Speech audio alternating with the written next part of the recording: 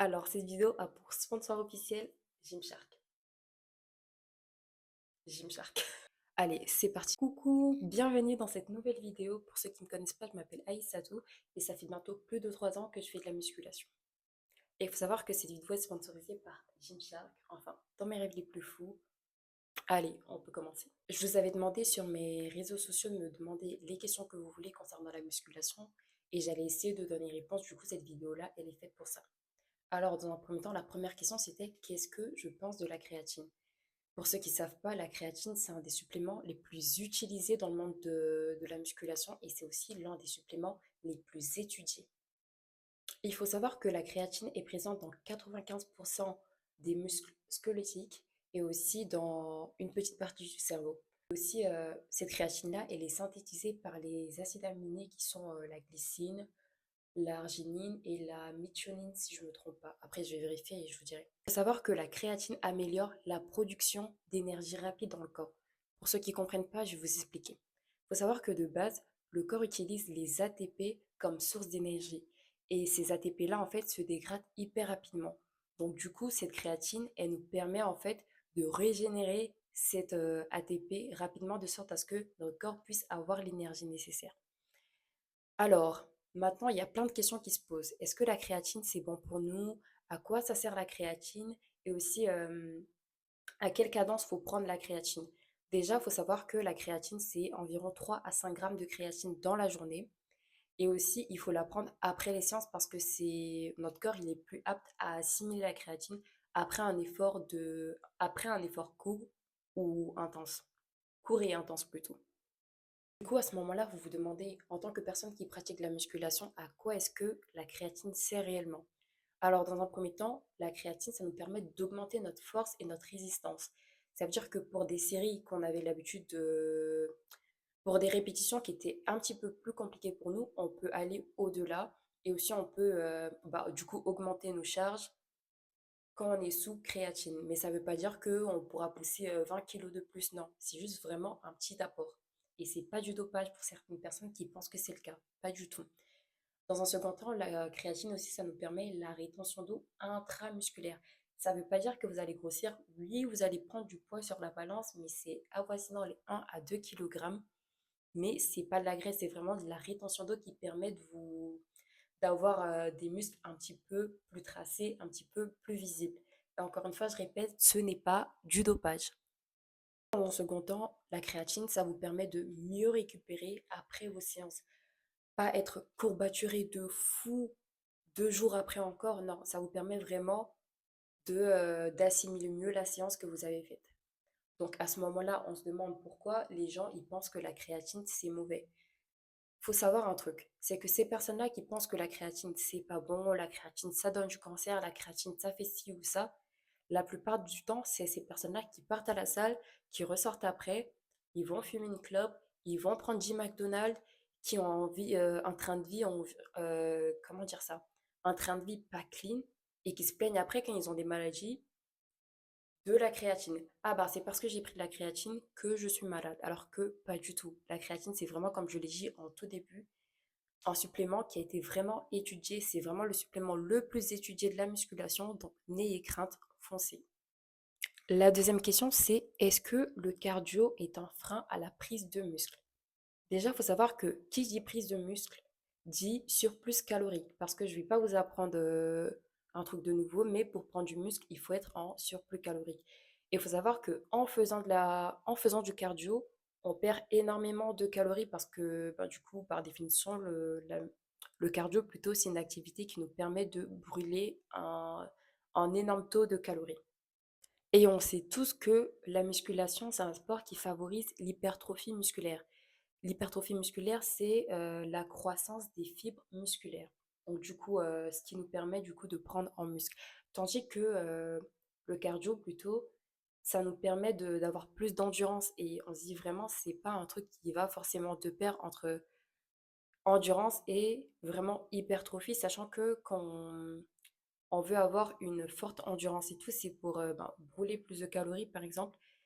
Et ça va un petit peu en contradiction avec ceux qui veulent prendre du muscle quand on est en musculation. Mais est-ce qu'il faut bannir le cardio? La réponse, c'est non. Qu'est-ce qu'il faut faire? C'est faire du cardio à faible intensité et dans une durée très courte. Ça veut dire que vous n'allez pas aller à la salle et faire 1 heure de cardio intensif. Non, non et non. Ce que vous allez faire, c'est quoi? C'est aller à la salle, faire 20 à 30 minutes de cardio et c'est bon, ça suffit largement si vous avez des objectifs de prise de masse. Et j'ai bien prise de masse, mais si vous êtes dans une optique de vouloir perdre du poids, encore une fois, mais que vous voulez vous tonifier, vous pouvez faire un petit peu plus de cardio, mais aussi de la musculation. Moi, pour ma part, honnêtement, je n'aime pas le cardio, je ne fais pas de cardio.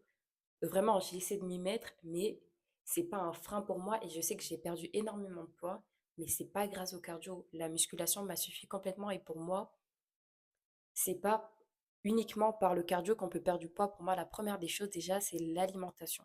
L'alimentation, c'est le nerf de la guerre. Allez, on part sur la prochaine question et celle-là, elle me plaît énormément, c'est combien de temps de repos il faut entre chaque série? Est-ce que c'est vraiment nécessaire le temps de repos? Alors, est-ce que c'est vraiment nécessaire, est-ce que c'est vraiment important le temps de repos qu'on prend? Oui et non. Déjà, si vous êtes une personne qui avait l'habitude de pratiquer la musculation, honnêtement, pour moi, ça sert à rien de chronométrer vos temps de repos, à part si vous avez des objectifs de compétition. Là, c'est énormément important, mais si vous pratiquez de la musculation juste pour votre shape, pas nécessairement à but compétitif, c'est pas la peine de chronométrer vos temps de repos. Parce que de base, vous avez déjà l'habitude de pratiquer, donc du coup, vous savez un petit peu à quoi correspond 1 minute de temps de repos. Vous n'avez pas besoin de mettre un chronomètre. Mais après, si vous n'êtes pas encore familier avec ça, faites-le. Et combien de temps de repos il faut prendre? Ça dépend. Pour moi, les personnes qui vont à la salle, qui ont un but d'hypertrophie, et du coup, ça veut dire que tu fais des séries longues, tu priorises plus de reps que le poids. Dans ce cas-là, tu ne dois pas faire énormément de temps de repos. Pour moi, 30 à 1 minute, c'est largement suffisant. Par contre, pour les personnes qui ont un objectif de force, du coup, qui travaillent la force plutôt, pour eux, je dirais 2 à 3 minutes, voire même 4 pour des exercices dans lesquels ils chargent énormément. Donc, ça dépend vraiment du type de musculation que tu fais et de tes objectifs. Mais encore une fois, ne te mets pas de pression. De toute façon, au fur et à mesure du temps, tu vas savoir t'adapter par rapport à tes perfs et par rapport à ton objectif. Alors, on passe à la question suivante qui est quel est pour toi le meilleur programme de sport? En musculation, bien sûr, hein, on est toujours dans le cadre de la musculation. Alors déjà, on va énumérer déjà les différents programmes. Pour moi, il y a le push-pull-leg. Ensuite, il y a le split. Le split, c'est pec, jambes, dos, épaules, bras, je crois, ouais. Et le full body. Aussi, on a upper body et lower body, mais ça, je mets même pas dans la catégorie. Ça peut être un split upper et lower. Alors, on va un petit peu détailler déjà dans le premier temps le push-pull leg. Push, c'est tout ce qui est mouvement de pousser. Ça veut dire les pecs, les épaules et les triceps. Pull, c'est tout ce qui est mouvement de tirage. Ça veut dire le dos, les biceps et l'arrière-épaule aussi. Et les legs, les jambes, les quads, les ischios. C'est un petit peu ça. Et comme je vous l'ai dit, le split, c'est jambes, bras. Bras, ça comporte les bras. Et bras, ça comporte les bras. Bref, bras, ça comporte les biceps et les triceps. Dos, épaules et jambes. Et ainsi de suite. À chaque fois, on fait la rotation. Et upper body and lower body, c'est juste haut du corps et bas du corps. Et full body, c'est tout le corps entier le même jour. Déjà, pour moi, le je sais plus. Le full body, c'est que pour les débutants. Si tu es débutant à la salle, ok. Mais à un moment donné, quand tu commences à devenir plus avancé, c'est important de changer son programme. Au fur et à mesure de ta progression, tu dois changer de programme parce que tu vas pas commencer un full body et rester toute ta vie au full body. Non. Alors, désolé, on a été un petit peu coupé, mais j'étais en train de dire que pour moi, la meilleure séance, c'est le push-pull leg.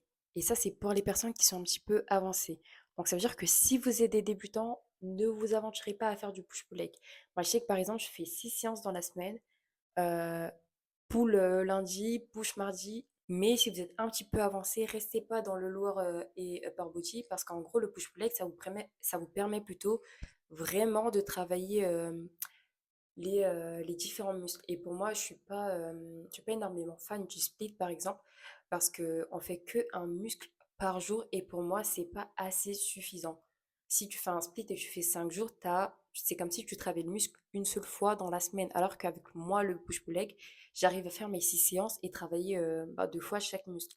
Je sais que je fais 2 séances push, 2 séances pull et du coup 2 séances leg. Donc du coup, ça me fait mes 6 séances et mon jour de repos, c'est le jeudi. Alors, ça fait environ du coup 4 séances haut du corps et 2 séances bas du corps, mais je trouve que c'est largement suffisant, sachant que moi, j'ai plus un retard haut du corps que bas du corps, donc je préfère miser sur le haut du corps. Donc c'est vraiment en fonction de vos objectifs et en fonction de votre niveau. Ensuite, on passe à la question suivante, c'est est-ce que les accessoires de sport et de musculation sont vraiment nécessaires pour la pratique? Alors, ça dépend. Mais moi, honnêtement, je vais pas vous mentir, je suis une fan d'accessoires. Tout ce que je vois, j'achète.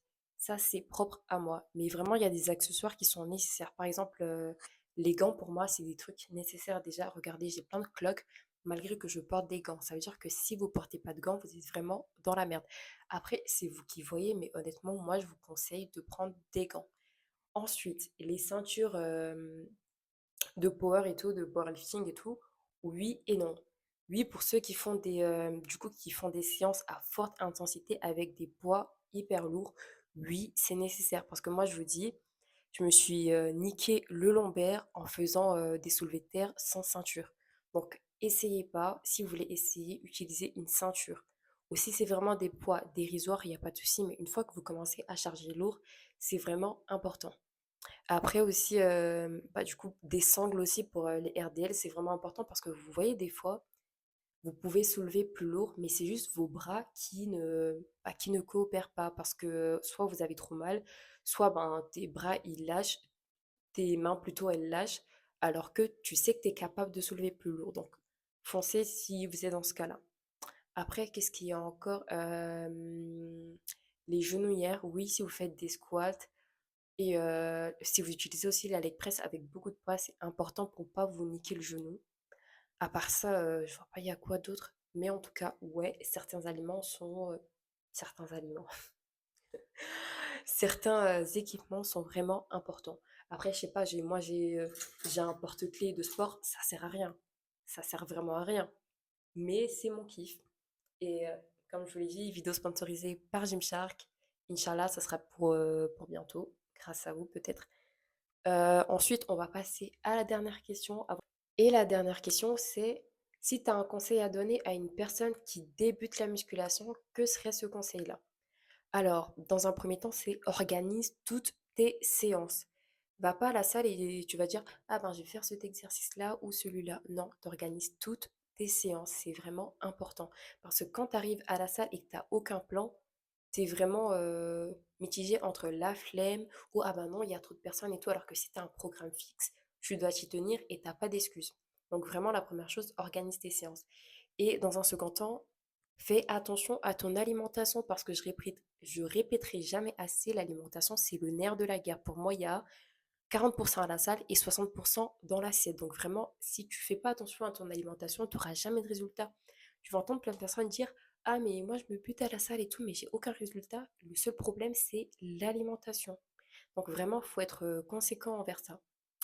Et quel troisième conseil je pourrais donner?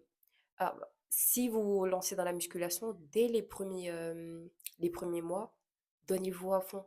Parce que je vous dis que quand tu es débutant, tu gagnes vraiment plus facilement en muscle que quand tu es une personne avancée. Parce qu'à un moment donné, ton muscle il commence à s'habituer quand tu ancien dans la musculation. Donc, tu n'as pas énormément de progrès comme les débutants. Donc, ça veut dire que si tu es débutant, prends vraiment le truc à cœur et vraiment, tu feras des résultats de fou. Donc, vraiment, prenez soin de vous. Cette vidéo, elle va s'achever là. Et n'hésitez pas à liker, à vous abonner, à partager et à donner aussi vos avis si vous avez des recommandations à me faire pour accroître notre communauté. Et je vous fais plein de bisous. Allez, bye bye!